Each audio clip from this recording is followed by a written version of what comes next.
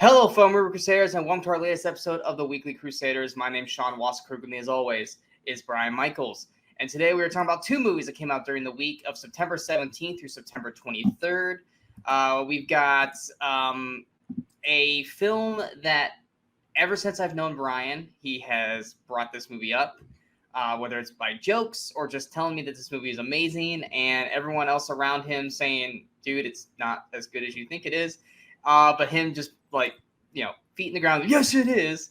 And then a movie that I actually really, I wouldn't necessarily say enjoy, but appreciate for what it does and what it is, and really kind of stuck with me when I watched it for the very first time. But I have not watched it since until this week. What would you say about both films before we jump into it? Yeah, the first film, my film, as you can see behind you, Empire Records, it's a film that I have just always loved, which I'll get into my reasons why later on. End of Watch, it's a movie that I watched, and it's kind of like I feel like I like it, but there's things about it I don't like, and so it kind of ends up somewhere in the middle for me. But I rewatched it this time and kind of felt the same. It was weird because I started off going, "Oh, this is really good," but then things would happen like, but we'll see. Well, first we are going to start off with my film, which is End of Watch. End of Watch came out September 21st, 2012, had a budget of $7 million, had a weekend opening of $13.15 million. It was number one its opening weekend, its only week at the number one spot.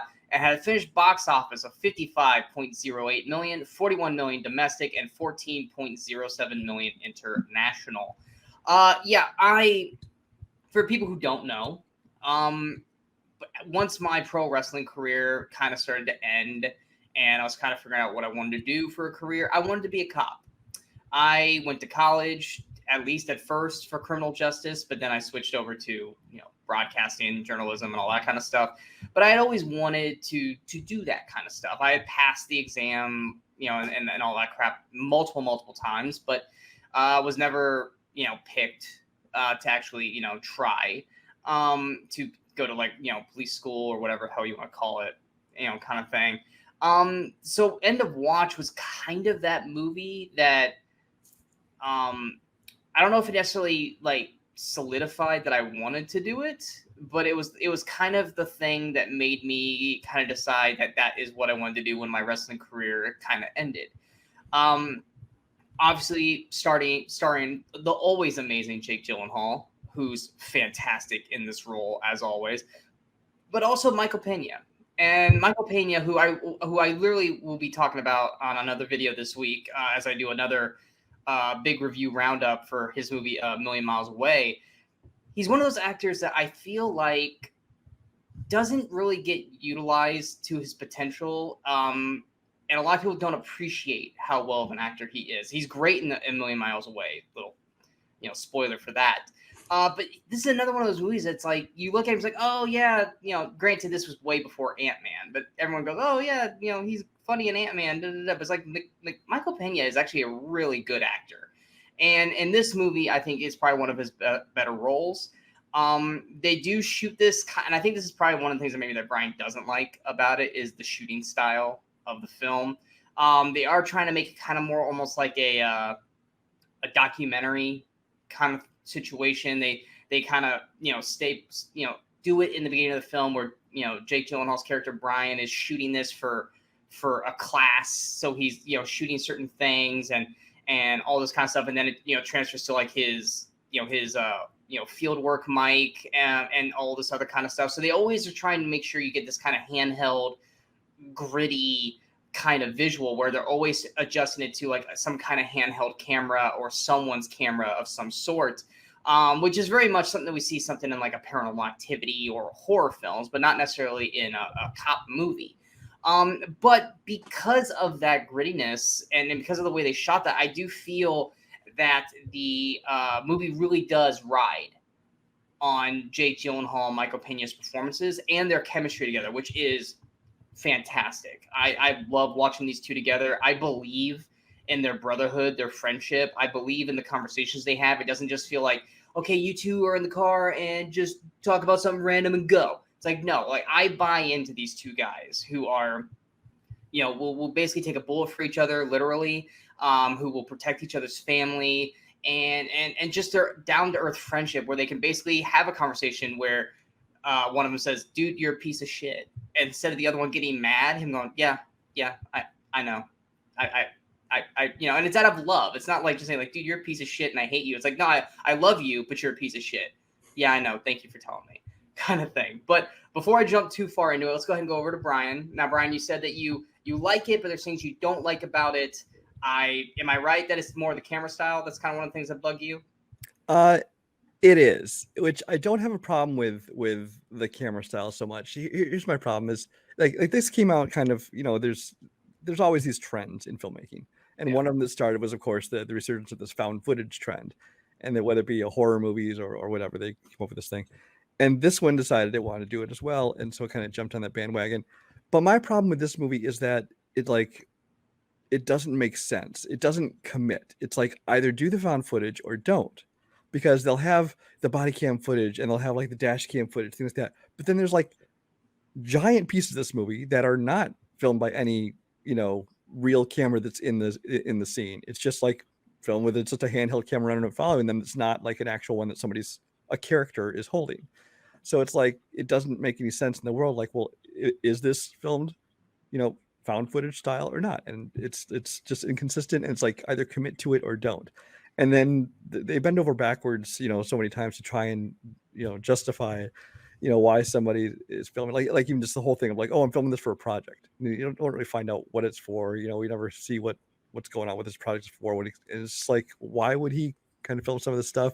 And then to intercut it with, yeah, but then to intercut it with, footage taken supposedly from like the Mexican gangbangers camera.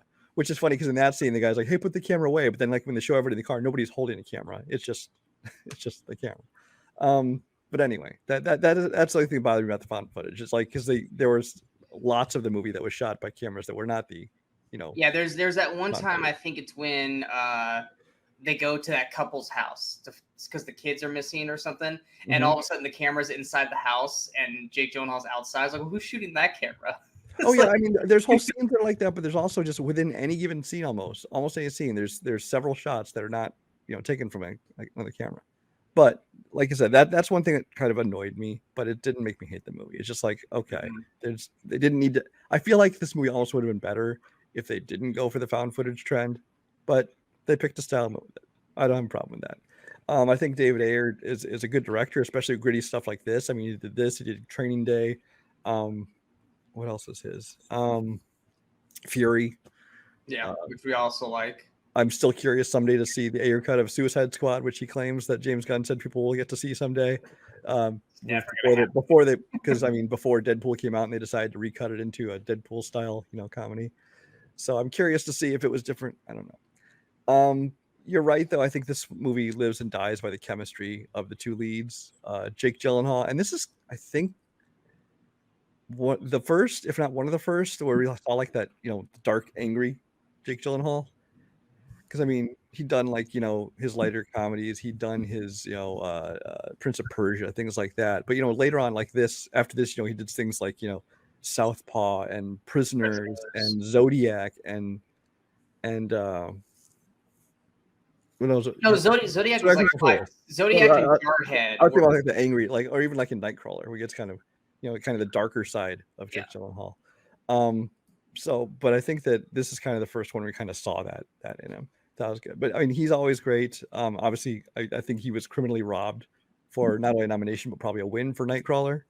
And there's plenty of other roles, like I said, in Prisoners and Zodiac and stuff, which he should have been nominated. Honestly, I think he might be the best actor working today that doesn't have an Oscar nomination of any kind. That's just, that seems wrong. Yeah, I don't argue that. And Michael Pena is another one who he's solid in everything he shows up in. I mean, he's known more for his comedic stuff, and in here he does have plenty of the comedic lines, mostly in the banter with Gyllenhaal, which I'm told was largely improvised. It was just those two in the car. But it's weird because he was kind of in nothing, little tiny roles, and then he had a big role in Crash, the movie that won an Oscar. And then he kind of went back to little roles for a while until basically this is kind of one of his bigger breakthrough roles. And he was great in it. I loved him. Yeah. Well, let me think. Sorry, I have notes trying to figure out what I wanted to talk about next. My first thing. The first thing I thought of when this movie started was, wow, this movie's aged badly. Not because of me, but I just mean in general movie people's perception of it.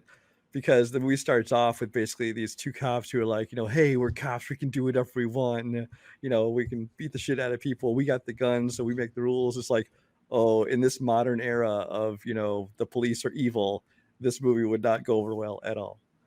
Well, see, it's one of those things where it's like, because the movie starts with a car chase and ends in a shootout. Now, granted, they were in the right for the shootout. The other people shot first. Yeah. It was one of those things like, as you're watching it and they shot both guys and they like handcuffed them even though they're dead. And I'm like, they're looking at each other. I'm like, don't high five. And they start like chest bumping. I was like, oh, by today's standards, that would look so bad. Well, that and then like all the scenes after that where they're just it's not even so much what they do, it's kind of like their attitude when they do stuff. It's they basically have the, I'm gonna say this, but but the other version of this is like on cocaine at a level 11. They're kind of like Samuel Jackson and The Rock in The Other Guys. Is like they feel like they're like these badass bulletproof cops that can just kind of do what. Now they're not like breaking the law per se. They're just kind of doing things a little, not vigilante, but a little more.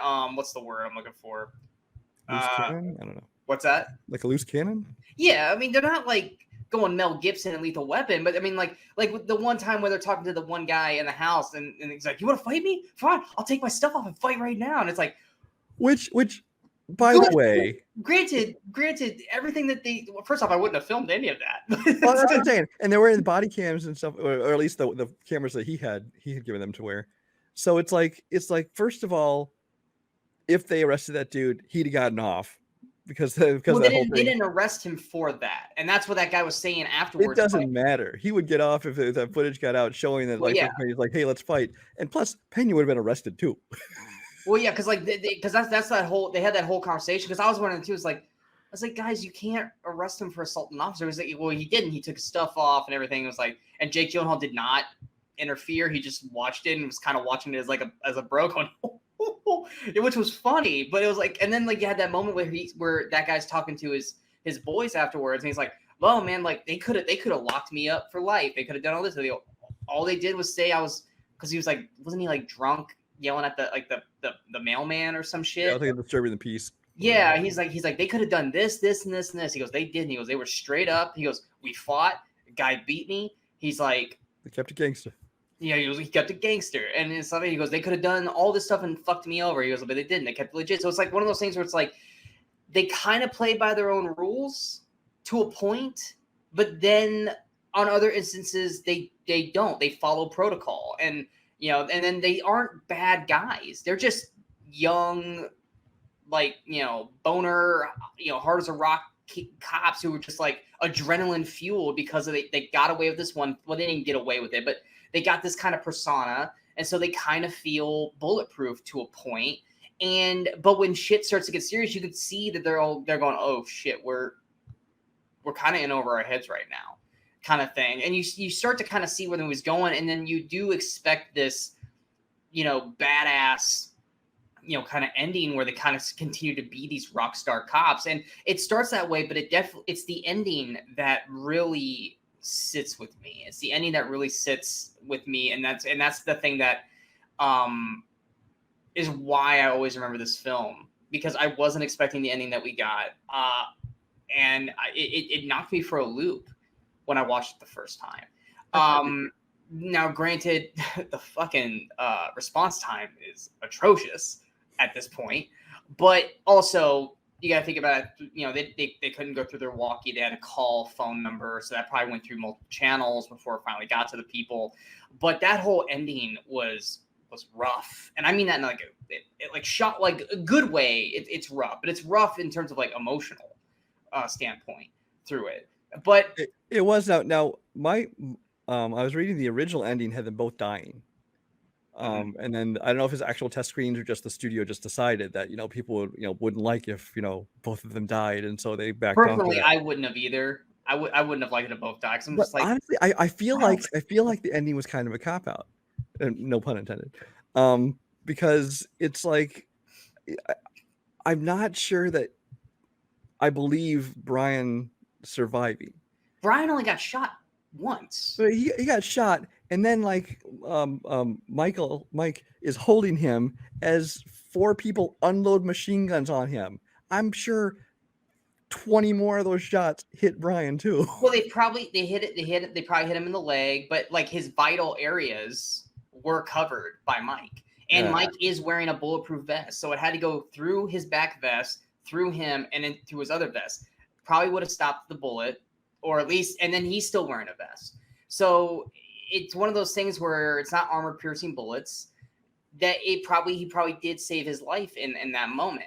Now, if Mike had survived, it would have been a little unbelievable because he got fucking lit up by like 20 guns. But no, I liked that at least one of them has survived. Now, in terms of which one, it hurts more that Mike died because Mike, and his wife and stuff, because they even built that up really. They built up the relationships of the wives really well. Anna Kendrick, who's still. She was just coming off Up in the Air, so she was still relatively new. Yeah, this was the same year as Pitch Perfect, which kind of made her like a lead. Yeah, and then oh god, what's her name? I loved Natalie her. Martinez. Yeah, Natalie Martinez. I thought she was great in the film. I loved that they didn't just treat them as like, oh yeah, they're the women that are over here. It's like, no, they actually gave them character. They gave them character, so that way when stuff like this happened, you felt the weight of them. I also really enjoyed the cops in the movie that beside me. You had a young David Harbour. I forgot David Harbour was in this. I forgot David Harbour was in it too.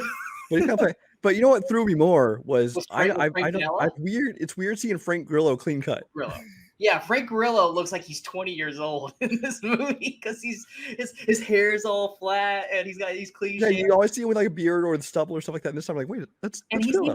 He's even like, come on, guys. Like, guys, you gotta stop it, guys. He's not like badass Frank Grillo. America Ferrera looks almost unrecognizable in the movie, because this was her coming just off of Ugly Betty, so she wasn't like big there yet. But yeah, David Harbour, he looks so young in this movie. He's not. He looks so young because he's clean shaven. He's lean in this movie. I will say the acting of the Mexican gang members is pretty rough. They're not good, It's very much a stereotypical, like almost a caricature. Yes, it's like between that and just like the casual racism of Brian's character, some of the things he says in the jokes, I'm like, oh, yeah. But I mean, I think for the most part, there's so much of this movie that I really, really like. But I'm not going to say like, oh, it's a perfect film. It's not. I mean, granted, this is a 4.5-star film for me, which is like for me, this is like an 85% review. But what I loved about this movie, I really, really loved the goods definitely far outweigh the bad.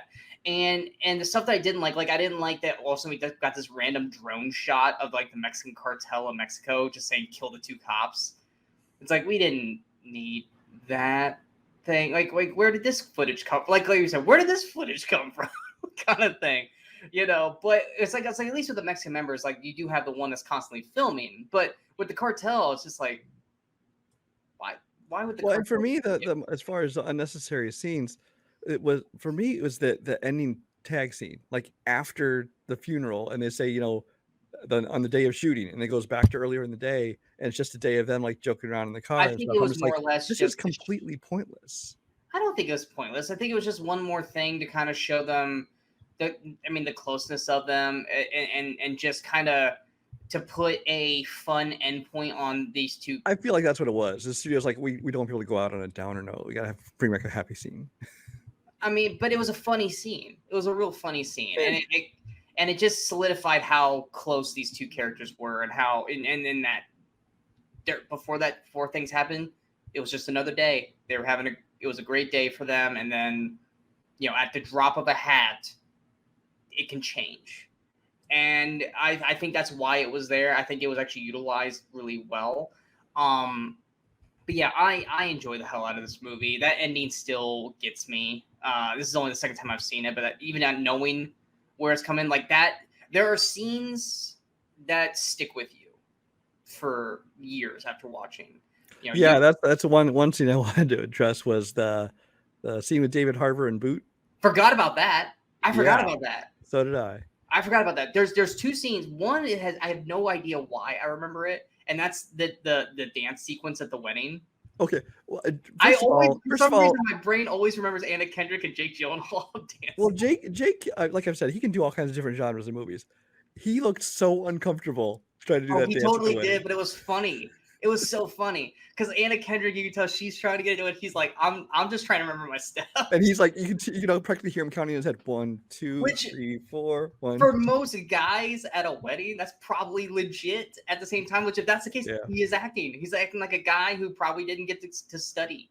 What's weird is you talk about the one scene that sticks out in your head is the one scene, for some reason, of all the scenes in this cop drama, this cop thriller, whatever, that I remember, for some reason, the scene that sticks in my head is Anna Kendrick singing in the car when they're driving. And that's a great moment. That's a great moment. I'm just like, I don't know, maybe that was a trailer moment. I don't know. But it's not. Just like, for some reason, that's the one scene that I'm like, oh, I remember this. I'm like, okay. Yeah, I love that. I love that moment. It's so random between them as well. But obviously, the one moment is that ending where you see Michael hunched over him with the after effects of it. Like that's been burrowed into my memory to always remember that. And so like every time I was like, oh, I should watch End of Watch, and I get that moment like, I don't know if I'm in the mood to watch that scene. Well, it's weird. How do we remember those moments, but we don't remember like the scene with the knife in the eye and the girl's face pounded in? How do we forget? I think it's just because it's so quick. Yeah. You know, it happens, and then you move, and then they move on from it. Whereas like that scene, you live in that scene. And because of the lasting effects of the two characters, like Harbour's character, like he had like maybe 3 scenes before that. The Boot, she never really had many scenes at all, so it doesn't really maybe stick out as much. Mm-hmm. But I mean, it's that lasting scene with Mike and Brian that stick out for me. And that's because we've been with these characters for 90 plus minutes at this point, and that's the end game right there. But I mean, like I said, and probably another reason why I enjoyed this as much as I do is I really love the TV show Southland. And Southland, for anyone who's ever watched it, I think it's on Max. It's fantastic. I think it went like 4 or 5 seasons. But it's gritty like that. It's not that kind of camera shot kind of thing. But is that the Donnie Wahlberg one? What's that? Is that the Donnie Wahlberg one? No, that's Blue Bloods. Oh, is he on Blue Bloods? Okay. No, this one had oh god, I gotta look at the cast real quick. I'm gonna. Is that the OC guy? Yeah, the OC guy. I forgot his name, but okay, I know what you're talking about now. Okay. And Abraham from The Walking Dead, and I think Regina King, and the main dude from like That Thing You Do, like they're all in there. Okay. It's a fantastic show. It was a TNT show. I was so fucking pissed when they canceled it because it ended on a fucking cliffhanger. I was like, you motherfuckers. But End of Watch, I had it, so I watched it. Is it on anything? I can look it up right now. Like, yeah, I had it too, so I don't know offhand. End of Watch is currently not free anywhere now. Okay, definitely worth the rental, at least in my opinion. But it just further staples that Jake Gyllenhaal is one of the most criminally underrated best actors in Hollywood, and goddamn, give this guy a nomination, if not an Oscar at some point, because this man deserves it. And don't wait until he's like in his 50s. Like, come on, guys. Yeah, don't give him the Training Day. We should have awarded you 5 times before. Or the Revenant, where it's like, we should have given you like 4 more earlier, Leo. But here's the Revenant, which granted you kicked ass in it, but Defense of a Woman, like okay. Yeah, it's like I was like, you kicked ass in the Revenant, but the movie wasn't that great. Like you should have gotten it for Wolf of Wall Street and Departed and all that stuff before. But next, I do want to say one last thing for this movie. Yes. I thought of you when I watched this movie. There's one line that I loved when they're at the wedding, and he says, "I can't believe you wore your dress blues for your wedding." He's like, the Best Buy line. If you worked at Best Buy, would you wear that fucking blue polo? I'm like, hey, I thought of Sean. I mean, valid. That's valid. Next, we're going to Brian's pick. Like I said, this is a movie that Brian has been talking my ear off about for 4 years now. 4 years. Wow, we know each other for 4 or 5 years. Not on a daily basis. Let's not blow. No, not on a daily basis. But anytime this movie comes up in conversation or something pops up, Brian's right there for it. We're talking about Empire Records. Empire Records came out September 22nd, 1995, had a budget of $10 million, had a weekend opening of $150,800, was number 17. Oh yeah, it barely got released. It's essentially a straight-to-video movie, yeah. Pretty much. Had a finished box office of $273,188. Yeah, it's essentially straight-to-video. Brian, take it away, Empire Records. Yeah, so Empire Records is the perfect example for me of the right movie coming out at the right time in your life. Because Empire Records came out, I was managing a store. It was a movie store instead of music, but it basically me and all of my employees. This was our life. Like, we watched this movie, like this feels like us. It was just the same kind of archetypes of people worked there. And it was just the atmosphere and the fun, and just like everybody was there. Just like it's a little community. It was like this little microcosm of our lives. And so I fully admit that colors my opinion of the movie, because it made me love this movie that much more. And the more I've watched it throughout the years, I love it even more. I think more for nostalgia reasons, because not just because the movie itself, because of thinking of that time in my life. And so I understand, like, if you go on my Letterboxd, you're going to see I have this now rated at 5 stars. Is this a 5-star movie? No. Is this a 5-star experience for me watching it and enjoying it? Absolutely it is. So yes, I do tend to blow it a little out of proportion and rate it higher than most other people. But the thing is, it really is just this fun teen, or I suppose Gen X comedy, and it's just one of those movies. It didn't get a theatrical release. Essentially, it was like super limited. I don't know if you have the number of theaters it released. Did you have that information or no? How many theaters? Yeah, I want to say it was like just a handful. I can look it up real quick while you're talking. It was super tiny. But like, I was working there, and one day we get our screener copies, or advanced copies of movies that are coming out, and this one comes out. I'm like, I've never heard of this, but I liked Liv Tyler at the time. I had heard of a couple other people in there. Anthony LaPaglia, Debbie Mazar. 87 whole theaters. Yeah, okay. Robin Tunney, I think I knew, she'd been in a couple things by this point. But I'm like, I'll check it out. And I watched it, and I just fell in love with this movie the first time I saw it. It has an original kind of voice and vibe to it. It's from the same director who did Pump Up the Volume, which was another great teen comedy that came out like 5 years before this. And it's just one of those things. It's also kind of a great, like, before they were stars cast. I mean, none of them became superstars. But like, Liv Tyler obviously was the one you knew. Renee Zellweger, obviously. I was like, let's not. I mean, Renee Zellweger won Oscars. So. Yeah, but I'm saying, but almost everybody in the cast, at least the main characters, went on to be more recognizable in other movies. Like, Ethan Embry went on to do things. Can't Hardly Wait, things like that. Robin Tunney's done a ton of stuff. Rory Cochrane, he did a couple other movies. Before this, he did Dazed and Confused. He did a couple after this, but then he was like on one of the CSIs. I want to say Miami. For a while. It was Miami. AJ, Johnny Whitworth, I'm actually kind of surprised that he didn't have more career. I kind of thought he was going to be the breakout star of this, but he wasn't. He's one of those guys, like, the whole time I'm watching him, I was like, where do I know him from? And I looked him up, and I was like, no, nothing. Yeah, it's like his biggest role outside of this is like Ghostwriter, or a very small part in Limitless and things like that, or 310 to Yuma. But it's like he never became like the big star. But yeah, and of course, one of the most memorable characters in it is Warren. Well, kind of Warren, played by Brendan Sexton III. He's just a fun character. But this is one of those movies that my friends and I, well, especially when I worked there, but even to this day, me and some friends of mine will quote this movie on a daily basis. Not even quoting it, we've just assimilated a lot of these lines into our daily vocabulary.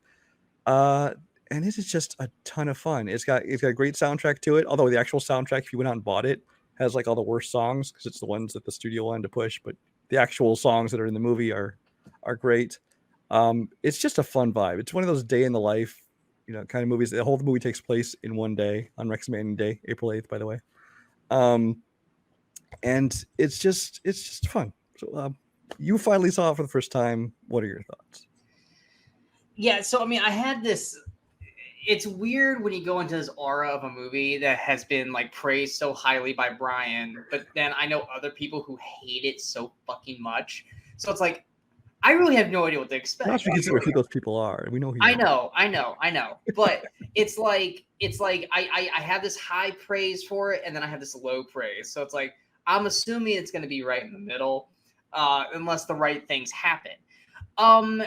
Cast wise, yeah, I like everyone in this cast. I think that is the thing that makes this movie work as well as it does is the cast. I mean, you got Liv Tyler, Renee Zellweger, Ethan Embry, who honestly I was not a fan of in this movie. He reminded me of Elias in Clerks 2. Really, one of my favorite parts about it. He was annoying as fuck through this whole movie. Anthony LaPiglia, who I actually really enjoyed in the film. Roy Cochran, who at first I was like, this guy's kind of a self-righteous douchebag, but he grew on me by the end of the movie. I think it was more of his stupid ass dance. But see, the fun thing that I didn't like the Warren character. The Warren character made no sense to me because it's like that character should not have kept getting out of where he kept going, especially after the last one. And he's right back there, like fucking like 30 minutes later. It's like no. But yeah, to me, I was like, I know why this movie is liked by Brian so much. A, because of your time at Suncoast, but B, this movie's basically like, I don't want to say modern day because it literally comes out, I think, like a year before or a year after. Is like, oh, this is like the record store version of Clerks. Okay. I was like, High Fidelity did this like how many years later?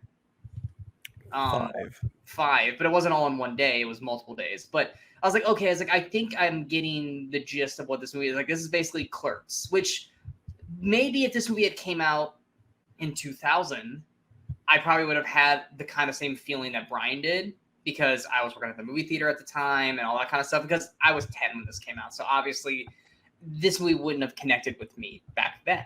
But if I had seen this at 15, 16, something like that, it probably would have, resonated higher for me. Yeah, when I saw this, I was 22 or something. So it was like I was perfectly in this. This is my age group. Yeah. Yeah. Which you said Rex Main Day is what day? April 8th. So did none of them go to school that day? I think most of them are not in school. I think it's supposed to be like Tyler is. Because she's supposed to be going to Harvard, but she did not go to school all day. Could have been a weekend day. I don't know. I didn't look. I don't know, but they clearly did not go to school that day. But yeah, no, there's a lot of things to like about it that are fun. There's definitely fun lines. I agree. There are some great lines in this movie that you can use with everybody. There are some fun moments where Renee Zellweger and Liv Tyler are dancing and they look great. And there's one great scene with an apron with Renee Zellweger that looks really, really great. I don't know how they ever make money in this store because no one ever fucking works. It's like 90% of the time, everyone that's working there is in the back, just fucking around. Well, no, they're doing that, but then they're also because you do see like even scenes doing something like one person at the register bringing people up, or like there's one scene where Mark is up there and he is getting this rush, and everybody's in the back, and he's like, "Help me, help me, help me." Yeah, there's the one scene, but then like later, when they're all like compiling money to give to Lucas, I'm like, everyone that works in this building right now is back here. There's no one up front. Of course, people are gonna steal shit, but there were certain story elements that they were starting that, and granted, it's because it's in the Day of the Life Hub, but it's like something happened with Deborah. They never explain it. Oh, I don't think they were intended to. Into it deeper. They never, like, something happened between Deborah and Burko.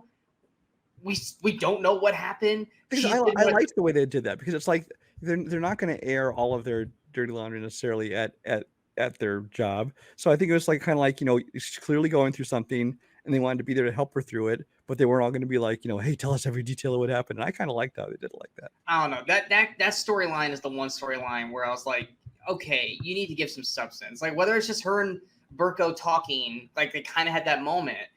But I'm sorry, but yes, at work, people air their dirty laundry all the fuck over the place. So I'm gonna push back on that because they'll either have that one person that they'll talk to and they'll say everything that happened.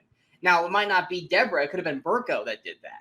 But I'm just like, that's a story element that's like, okay, something happened between them and we never fucking find out. I don't think you And needed to know. But it's the essence of her fucking character through the whole movie, and we never get anything with that. But I mean, everyone else. I mean, wow, I'm blanking on her name. Those characters, Corey. I think Corey got a good through line through everything. I think Gina got a good through line through everything. I love Gina's thing at the end where she got to go up and sing with the band. Yeah. Actually, two of my favorite scenes in this movie are like the musical sequences. There's the one when they're setting up the store right before they open. I just love they're all kind of singing along as they're cleaning and setting up because I've been there. And they all got the veto. Yeah. The veto. It's like, and they always veto. We actually, I mean, there's things in this movie that we like implemented at work, and one of them was the whole veto thing. We each get one veto a day for like what movie we're going to put in, the thing. And then at the end with the musical number, like when they're performing on the roof, it's just I don't know. There's something about those things kind of gave it even more life and vibrancy. Because I mean, like I said, music is obviously a big part of this movie, but I think that it was used very well. I enjoyed when Gina played "I Want Money," and Lucas is like, "I'm actually kind of digging this," kind of thing. And then of course when Joe got mad and he started to play the drums, and they're all just dancing outside of his office, I enjoyed that. So there are elements in this movie that are fun. I enjoy most of the characters throughout the film. And yeah, it's very much in the day of the life of these characters. I do think there's some story elements that could have been a little bit stronger. I think some of the performances weren't that great. And I think it was more or less with Warren. It was the stupid fucking like over the top laugh where I was just like, dude, shut the fuck up. Like, now granted, you could try that it was like, oh, he's younger, he's trying to act cool, or he's trying to act in with these, older kids kind of thing. But then like the whole gun thing, and then he's like, well, you gonna give me a job? Fuck no. Yeah, that part was stupid. I'll give you a job. Like, fuck no, I'm not giving you a job. You just came in with a gun. What makes you think you're gonna come out and shoot me next? It's like that's the part where I was just like, come on, and like the whole party thing at the end was nice, but I'm sorry, the cops would have came so fucking fast because they were blocking the street. They were, noise complaints. Like there's no way that party would have went as much as it did, but it was still fun. It was a fun party, and I liked that when they were all on the roof at the end, dancing because I know a lot of people roll their eyes at this and stuff like that, but like when you work at a place and you collectively, for the most part, enjoy most of the people you work with, it does feel kind of like a family. You spend more time with those people than you do at home with your actual family, and you do develop those friendships and you do develop those relationships. So I liked that these characters, because like with Clerks, it was just Dante and Randall, and by extension Jay and Silent Bob, but it was mainly just Dante and Randall. With this, you have like the like Burko and what the fuck was the other dude with the long hair, Eddie, who are like, yeah, they work there, but they're not close like the rest of them. Like they're there, but they're not important enough to really be cared. But they all feel like a close-knit family, and I liked the relationship with everyone there. It worked for me. The whole Rex Manning thing, it is what it is. I didn't really care about the whole Rex Manning thing. Like when they said Rex Manning Day, I was like, is this something that happens like every year, or is this like because they're talking about it like it's a no? Like it was just like the day we're having Rex Manning's coming to our store. Well, yeah, it almost made it seem like I was like, does he do this every year? No, no. It was just like a one-time thing, but it's because you had those things in music stores and occasionally even at movie stores where like you have somebody come in and do a signing and things like that, and it became like this big event, and and people go crazy, and you do have these lines of like weird freaky fans behind him and stuff. And so I enjoyed that, and I liked that he was like this washed up guy who like none of them really liked, and all kind of making fun of him behind his back. Well, and Maxwell Caulfield was perfect in that role. If you look at his music, I mean, of course, the group of people that we are discussing, in this would of course, except for the girls, not like him. I mean, it'd be like if he tried to go during High Fidelity with Cusack and Jack Black. You think they would have been like, hey, Rex, no, I don't think they would have. I think this whole point is like these people working there, but they don't, and they're the owner or manager, whoever set up this event, because it's going to promote sales because there is an audience for it. But it's like the people working there are like, no, fuck this music. Well, except for Mark, who seemed to really be all in on it. I think If he there was was in on like a mocking fashion. if there was one scene I would have taken out of this movie because it's just so fucking dumb, it was definitely when he was in person or envisioning himself on stage with Guar. With Guar. I was like, what? Well, the part what really makes that thing not make sense is because, like, okay, so Eddie's character I think had more in this movie before, but you can tell that at least his dialogue was edited because like he like brings in the brownies or whatever. He goes, I made him I made it special. You know what that means? And you hear this dubbing, extra sugar or lots of sugar, and it's like clearly they're pot brownies, but they couldn't say that apparently in this movie. They wanted to edit it to keep PG-13 or something. I don't know what their motivation was behind it. But then like he's like eating them and hallucinating. He goes, oh, thank you, Eddie. And it's like, well, clearly they're pop brownies, and you're trying to tell me it's just extra sugars making them hallucinate. Whatever. Okay. Yeah. And I did have now this could be one of two ways, and I'm choosing to believe the latter, so that way I don't like knock this movie further because I did enjoy the movie for what it was. Mm-hmm. Is Lucas is doing that self like not self dialogue. He's doing that like breaking the fourth wall, like talking to the camera kind of thing. Like he's doing that. It's like, well, clearly I'm not going to be responsible for this or be held responsible. And then you have the thing at the end. It's like, you know what? I was like, I could either say that they kind of like with End of Watcher. It's like, well, they didn't fully go with it. It's like either he was supposed to do that and they just didn't fully go with it, or he's that much of a self-righteous douche that he thinks that like his whole life is being recorded and he's just choosing to do that because he thinks it's cool. Well, I didn't even think it was breaking the fourth wall. I think it was just him thinking out loud. Like he's sitting there going, I wonder if I'll be held responsible for this. He's not talking to us. He's not talking. He's looking right at the camera, man. And then at the very end of at the end, then he say something like, "Oh God, what did he say?" I was like, "Perfect," or I don't know. He did it again where he looked right at the camera and he says something about the day or whatever, kind of like Ferris Bueller-esque. But Ferris Bueller is clearly talking. Yeah, I don't think it was supposed to be breaking the fourth wall. I think it was just we're zooming in on him talking. That's all. I don't know. It's a straight right at the camera look where it's like he could be douchey enough that he thinks his whole life is like that, and so he does that, kind of like Zach Morris to a point.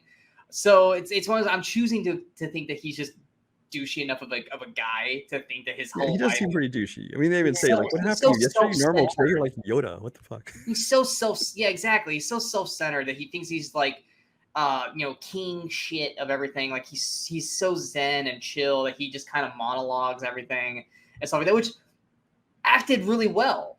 That guy did a great job. To the point where even I was like, this guy didn't become anything after this, because I feel like this would be like a star-making role for this guy, but it really wasn't. Maybe if it gone to theaters, it might have. maybe, but because like the whole time watching, I was like, he kind of reminds me of I can't remember. It's like Adrian something from Entourage. Adrian Grenier. Yeah, it's like he reminded me of him, but obviously way before Adrian, because that was another 5-6 years away from that. Actually, more like 10. But yeah, it was just like I said, it was fine. It was solid. 3.5 star film. Like what I expected. You're here. Some other people were here. It was right in the middle for me. There's things I liked, things I didn't like. Not something I wouldn't ever watch again. If it was on TV, I'll leave this on. And honestly, this makes a great background movie because it's because it's so music centric and things like that, and there's some fun dialogue. It's the kind of thing like if you're looking to put something on while you're working on the computer or while you're doing some chores or something, it makes a great background movie. But seriously though, I don't understand how this store not only A made $9,000 in a day, but B makes any money at all, because A, no one ever fucking works there. B, when Rex Manning bailed, what happened to all the women in line? They were just fine with leaving, because like he didn't finish his fucking time. He left, Then there's that one part where, like I said, everyone's just in the back. Everyone could have just grabbed everything and left. Like, granted, it's 1995. Not everyone's a bunch of assholes like today, because like, I'm sorry, half those discs and everything and CDs, they would have been gone. I'm like, oh, is no one fucking working here? Okay, bye. They're afraid Lucas is going to track him down like he did more. Which that was great. I loved that. That whole thing. And if you guys look to the left here, we've got a shoplifter being chased by our manager, Lucas. It's just like that whole scene I loved. I loved that whole scene. That was fantastic. And And again, great song used in that too. Yeah. Yes, that whole sequence was actually probably one of my favorite parts. Was that outside of just Renee Zellweger and Liv Tyler being sexy, but yeah. Anything else you'd like to add? The only other thing I would mention is I liked, she had a small part in it, but Debbie Mazar and Anthony LaPaglia back together again, which is kind of, I enjoyed that just because they did So I Married an Axe Murderer. They were together in that movie, and it was fun seeing them back together. Oh my god, that was him. The mustache, I totally didn't, because the one thing I know him from is Without a Trace, the TV series, and he's so much older than that. And I remember because my mom she's binging it, so she has it on all the time, and he's like with the hot blonde, and I was like, why would the hot blonde be with someone like him? Like, he doesn't even look like on the same level. And then I saw him, like, now I see it. He's actually a good looking dude. He's actually a good looking dude. But yeah, it's Debbie Mazar I normally can't stand, but she was actually pretty solid in this film. Yeah, Debbie Mazar is kind of one of those people. She's like Fran Drescher light. She's not quite as annoying as her, but yes, she has that same kind of quality to her. Yeah. But I've seen her in stuff, where she's been perfectly tolerable, but it's like, yeah, you have to get the right role for her. Yeah, I kind of always throw her in like this little foursome group with her, Fran Drescher, Jennifer Tilly, and the girl who played Janice on Friends. Oh yeah! Like oh my god! Yeah, as like this annoying little foursome where it's like every time they're there, I immediately just go, ah. But no, she actually wasn't that bad in this at all. I actually enjoyed her character because it was one of those things where it's like, that's another part that didn't make sense to me, is that, so did she work for Empire Records or did she work for Rex Manning? No, I think she works for I don't know, for directly for Rex or for like the record company that represents Rex. Then why did she tell Joe that she quit? Because she told him she quit, like he was her boss. No, she was letting him know that she was quitting. Okay, because she couldn't put up with Rex's shit anymore. So she was either. Well, it wasn't even Rex. It was more like everyone just making fun of Rex. Yeah, that kind of was like her break point. But yeah, she realized, like, I don't like this shit. Everybody thinks he's a joke. Why am I being a part of this kind of thing? And she was just telling Joe because she's like, they clearly have a history where they know each other from previously, and I think she was just telling him, like, I'm out of this shit. Okay, because that was one thing too. Because then she comes back and she's like helping them, like she worked there. It's like, does she fucking work there? No, she does. She just already knew Joe previously before this. Okay, because that was one thing too. Because I thought that, and then just as the movie was going, I was like, I'm kind of confused. I like her character. I'm just confused on her character. But yeah. I watched this on Plex. That's the only place it's free right now. Yeah. Gotcha. So if you guys want to check out Rex Manning Day and the rest of the fun people at Empire Records, check that out there. But yeah, we hope you guys enjoyed this episode. If you guys did, go ahead and hit that like, share, and subscribe button to the channel so you guys stay up to date with all the latest videos that pop up on the Movie Crusaders. And of course, make the follow us on all the social media outlets you see below. Out right now, I have another massive review roundup. I was on vacation this whole week, so Sean got to catch up on some shit. I've watched about counting these two movies, about 11 movies this week. And 5 of them I'm going to do reviews for.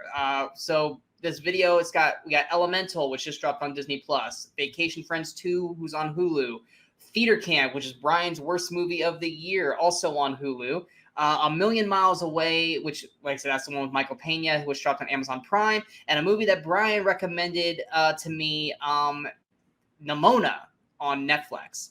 I will have some things to say about that film. So that is out right now. We'll be back again next week for our latest episode, where we talk about a film that is another one of those that me and Brian both thought we were the only people who have ever seen this film. So naturally, I'm going to talk about it so we can talk about it. And another film that I've never seen, heard about, but I've never seen, so I don't know how to describe it, because I don't know if it's a comedy or a drama. What is it? It's a little both. The director's known to be make kind of weird movies. It's a comedy, it's a drama, but it actually got some good Oscar attention, starring an actor mostly known for comedies. So. Yeah. And actually I'm intrigued to see it because of that actor. I'm always open to watching anything with him, and especially his older stuff, because I just never got to see him do those kind of roles. So figure out what those 2 movies are. Good luck. You ain't going to, because that's the most vague ass shit I could have given you. Also this week, tonight at tonight on Amazon Prime, Cassandro, which I am super, super excited to see, will be out. So I will have a review of that at some point here shortly. I'm pretty busy this weekend, so the review, if it's not coming out tonight, it will probably be out probably Monday. Also, tomorrow on Hulu, No One Will Save You, which is a movie that Brian and I are both excited to see, will drop. Probably also won't have a review for that till Monday. Also, Expendables 4, I'm not seeing it. I haven't even seen it. Right, it's Expendables. Expendables.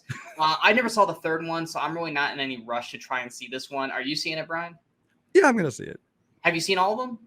I have. I think they're whatever for what they are, but I like that this one, their whole marketing campaign is basically like, we know you got mad at the last PG-13, so we're going hard R, and it's gory and violent. So at least they're just embracing it.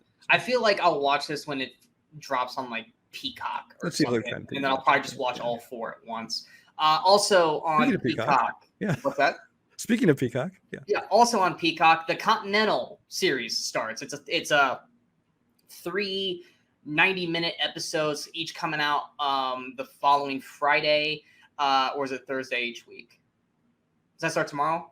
It starts tomorrow. I don't know if Peacock does the Thursday night thing, but technically the release date is tomorrow. Yeah. So for the next 3 weeks, we'll have that. What Brian and I will probably do, if it's worth talking about, we'll probably wait till after the third one comes out, and we'll just do all 3 of those in one video together. So yeah, we got that coming. Next week, we've got Saw X, which I have no interest in seeing. I don't think I've even watched the last 2 or 3 Saw movies. Also, The Creator, which is probably the first movie since Turtles came out last month that actually is making me want to actually maybe go to a theater again and actually watch something, because word of mouth has been very strong about this. We both like Gareth Edwards. The movie itself isn't really buzzing me up or anything, but you know what? It's something worth checking out. Brian, I know you're going to be checking it out as well. Also, I did finally see A Haunting in Venice. No, I will not be doing a review for it because it's bland shit just like the previous 2 films. Fuck you people for tricking me into watching this movie. I said, was it last week or 2 weeks ago? If the reviews are great, I'll try it. But I swear to God, if you guys mess with me again, I'm going to be really mad. And guess what? You guys said the reviews were great, and I watched it, and it's just as bland as the two previous films. Never again. Until the next one comes out, I'll probably watch it too and be annoyed as well. Also, I'll say this just for Brian's well-being. Tonight is the first screening of Toxic Avenger. Whether or not that will ever come out in a theater for Brian to see, who knows? But Brian's been talking about this movie for like 2 years. They finally dropped some stills. I just consider it a victory because Sean doubted this movie existed, and now it's physically out there. It exists. I did. Brian can't wait for a fucking trailer to drop. What I'm waiting for is that Brian's got to finally see a trailer for this, and then finally watch it and go, that movie was fucking awful. Oh, it very well might be, and I've admitted that from the beginning. This movie might be shit. But I'm going to watch it for the cast alone. So. Yeah, cast-wise, I mean, you got what? Peter Dinklage, Elijah Wood, Kevin Bacon. Am I leaving someone else out? Those are the only big names. The director is Macon Blair, who is a guy. He was he worked on a lot of movies like Green Room and Blue Ruin and some other stuff. But yeah. And then at the end of the month, we'll be dropping our Halloween episode that we shot last month, where Brian and I talk about 2 movies a day that you guys should check out per topic for the Halloween season. So you got plenty of horror movies to watch throughout that. Some of those we'll probably be talking about in October during Weekly Crusaders, so be on the lookout for those. And yeah, that's everything. I feel like that's probably the longest like slot of like all the stuff coming out. We got plenty of stuff coming out. It's just shooting. Which is weird because I feel like this is like the deadest time of the year right now. We're trying to look for some stuff to do. But so it's like, well, we found some stuff. It's just not like big theatrical movies. Yeah, and also I think Ahsoka's got like 2 episodes left. We'll probably do an Ahsoka show when that ends. Once and just discuss that. So we're coming up with stuff for you guys to talk about and stuff to watch. It just might not be coming out as fast as you guys want. But thank you for sticking around and watching the Movie Crusaders. I'm Sean Waltskirk. That is Brian Michaels. And until next time, in case we don't see you, go watch some movies and go have some fun.